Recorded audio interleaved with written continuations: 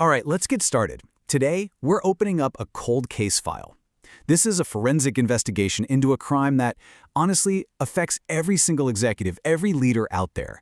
The slow, steady erosion of our strategic sovereignty. And the victim? Critical thinking. Let's begin. So, here's our investigative roadmap for today. First, we're going to visit the original crime scene. Then, we'll identify a new, very dangerous suspect. After that, we'll uncover their MO, their modus operandi.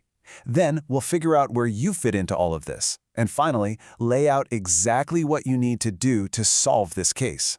Now, you have to understand, this investigation didn't just start. It's been a long-running case. If you've read the book, Who Killed Creativity, you know the original suspects. We're talking about those corporate forces, the creative killers, like control and fear, that have been slowly strangling innovation for decades. And the result of this long-running crime? It's a condition we're seeing pop up everywhere. Cognitive atrophy. See, your ability to think, it's like a muscle. And when you start outsourcing that mental workout, those neural pathways you need for real abstract reasoning, they just start to weaken. You're not just saving time, you're actually losing your edge. But just when we thought we had a handle on the case, it's taken a very sharp turn. Yeah, the old suspects, they're still out there, but a new person of interest has appeared on the scene, someone who is polished, polite, and frankly, dangerously efficient. This changes everything. And so we come to our new suspect, artificial intelligence. Now look, it's not an obvious villain, right? In fact, it shows up looking like the ultimate assistant, the perfect partner. But we have to take a hard look at its role in this cold case of declining critical thought. Let's enter Exhibit A into the record. The scene? A huge tech keynote. Mark Zuckerberg is up on stage, about to show the world his company's new AI-powered smart glasses. The whole audience is seeing the world from Mark's POV, complete with these hype-filled texts. Let's go with a little rocket ship emoji.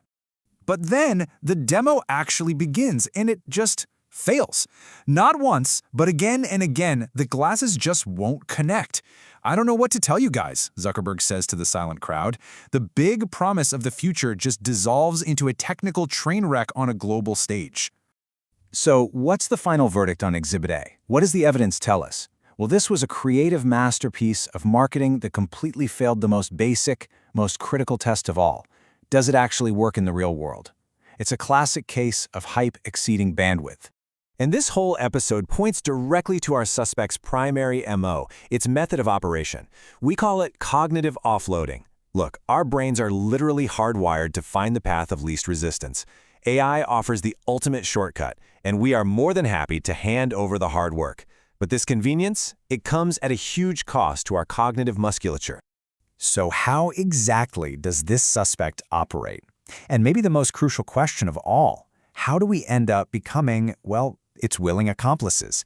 This brings us to the modus operandi, what we're calling the validation trap. Let me paint you a picture. A workflow that might seem alarmingly familiar. A director uses AI to generate a 50-page report. They send it up to the CEO, who then uses their AI to summarize it into 3 bullet points, and then asks their own AI to draft a congratulatory reply. What's the result? Zero cognitive effort has been spent by 2 humans to have 2 robots talk to each other. And what that workflow does is it turns us into intellectual tourists. We get to visit all these big ideas and data points through AI summaries, but we never truly inhabit them.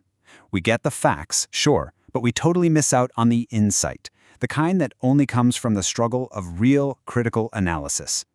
And this right here is the smoking gun of the entire investigation. If your primary value in your role today is just validating a robot's opinions, you aren't future-proofing your career.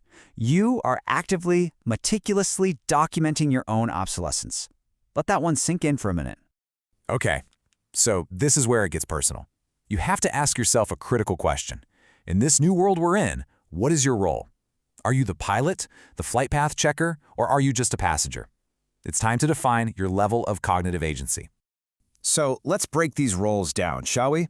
The pilot is in command. They use AI as a powerful tool to think harder, to amplify their own judgment. The flight path checker? Well, they're kind of a middle manager for the AI's opinions, just validating the output.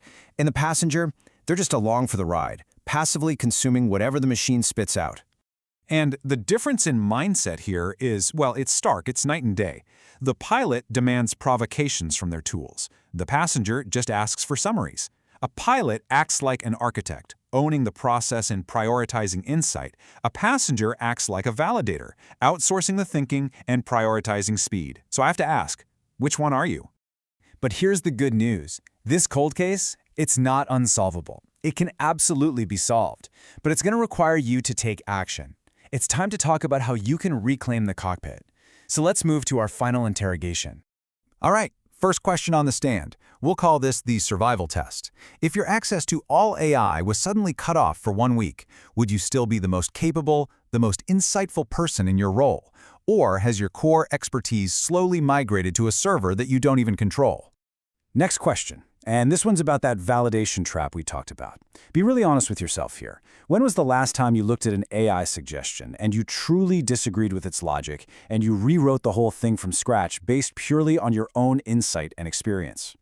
And that brings us to what I call the exercise paradox. We've gained all these hours back, right? All this efficiency. But what are you doing with that time? Are you using it to tackle bigger, harder problems, to lift heavier intellectual weights?